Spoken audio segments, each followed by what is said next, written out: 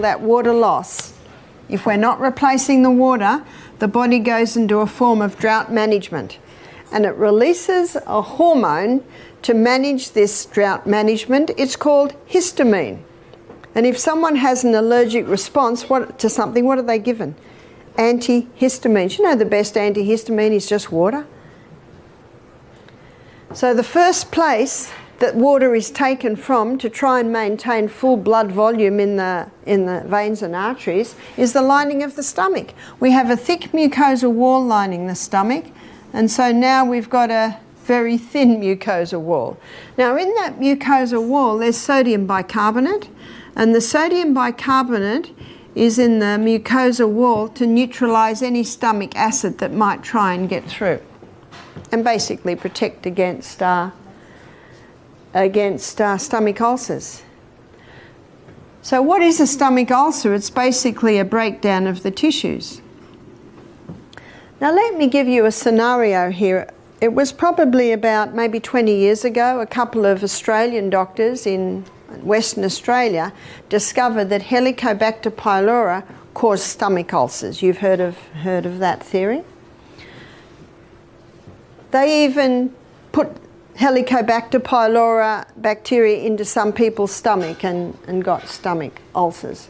So we had a man do our program from South Africa, and he and his wife came. He was not interested in being at our retreat, but his wife had paid the full amount, so he came reluctantly.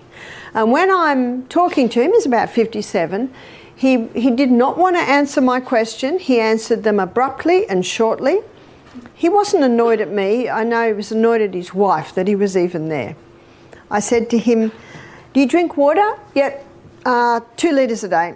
So I just moved on from that. I didn't ask any more questions. I said, "Are you on any medication?" He said, "Yes, I'm on a different antibiotic every month to kill the Helicobacter pylori in my stomach, because I have had stomach problems for 25 years. I've been all over the world." So the latest thing he was trying was antibiotics, because they found he had Helicobacter in his stomach.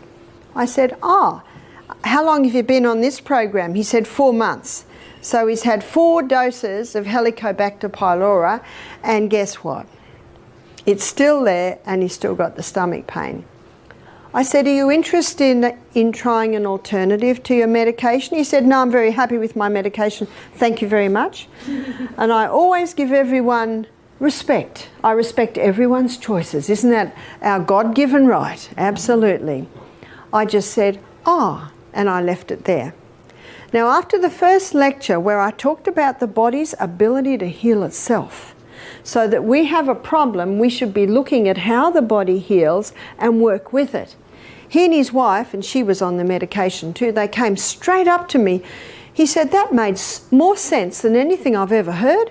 I'm willing to do what you suggest." I said to him, "I have no authority over your medication, but I said, if it was me, I would cease it because it hasn't worked so far, and I would try the herbs that I suggest." He said, "I'm willing." So what I did was I gave him a herb called slippery elm, which coats and soothes the lining of the gut. He did our basic program, 2 days on juices, and we encouraged people, of course, to drink water between every juice. At the end of the week, I had a very happy man in front of me.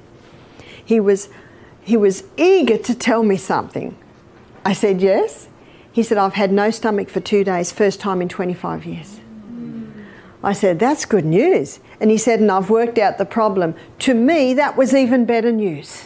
Because who's the doctor? We are. We are. I said, what was the problem? He said, "I was drinking nothing between meals, and I was drinking almost a whole litre of water with every meal." So I want to show you what was happening in his gut. So what was happening in his gut, he's drinking nothing between meals, which means the lining to his gut is very thin, which means the hydrochloric acid is breaking down the tissues. And remember, the bacteria is an opportunist organism. And so what happened is the body started to, its own microorganisms changed role and came to the cleanup team, remember the garbage collectors, and they started to clean up the dead tissue, and their name was called Helicobacter pylori. See why you have to ask why are they there? No wonder they find Helicobacter pylori in every case of stomach ulcer. They're there to clean up the mess. Now, as God would have it, when we smell food and we start to chew food, hydrochloric acid, here's hydrochloric acid is released. And hydrochloric acid connects with pepsinogen to release pepsin, which breaks down protein, but hydrochloric acid does something else. It's antifungal, antibacterial. And so it has the ability to wipe out these guys. And just as hydrochloric acid is considering going down and wiping these guys out, he has a big glass of water. And what does water do to hydrochloric acid? It just dilutes it. So Helicobacter pylori is chomping away at the dead tissue, and it goes, whew, that was close. Chomp, chomp, chomp. What this man discovered is that he was drinking water at the wrong time. Do you remember I said to you earlier, I said, how much water do you drink a day? And he said 2 litres. And because he was a little bit abrasive with all his answers, I decided not to push it anymore. So now he drank early in the morning. He stopped drinking half an hour before his meal. That half an hour before the meal immediately thickened that mucosa wall. The water he had the day before fed the hydrochloric acid that's made in the liver. So let's have a look at what's happening now. Now being at the health retreat, he's drinking water at the right time between meals. His mucosa wall is getting thick. And then when he eats his meal, hydrochloric acid, which is not being watered down anymore, comes down and wipes out Helicobacter pylori. What a wonderful process. Who healed him? His body healed itself when given the right conditions. When someone comes to me with Helicobacter pylori, one of the first things I do is increase their hydrochloric acid. Because if you increase the hydrochloric acid, remember what one of its roles is? Antibacterial, anti-yeast, antifungal. Now, I'm not criticising the doctors that discovered that Helicobacter pylori causes stomach ulcer. It is there. It does play a role. But why is it there? Can you see that? And unfortunately, on the board that awards Nobel Prizes, there are representatives from the pharmaceutical companies. So we won't go any further there, and I certainly am not saying people that get Nobel Prizes don't deserve it. Absolutely they do, because of their great work. But I'm just presenting you the facts. I'm just giving you the basic anatomy and physiology.